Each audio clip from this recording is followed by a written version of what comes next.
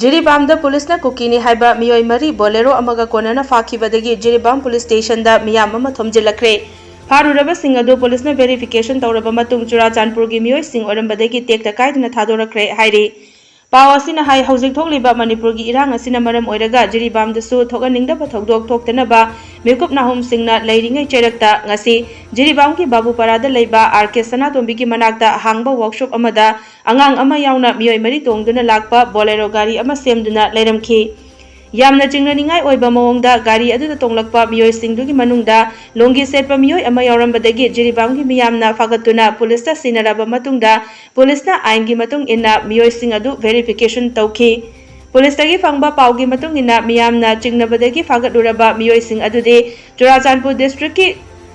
Julofai village tagi LS Paul hangmi apokpa Jangkholet ngainanam hangmi Ledgausang Isak apokpa Paul hangmi amade Kangpokpi district ki Sakhuldagi Vinod Rai apokpa Khunju Rai kawi Paw asina makhatana hai kukini chingnaba Miwoi mari fare haibadagi masing yamlaba Miyamna Jiri police station da thomjilaki Miwoi sing adugi Aadhaar card yauramdaba aduda Miyamna hena chingnaba poknaki adubu makhoi mari asi fazana verify tawraba matung thadoknaba hainasu yanaki hairi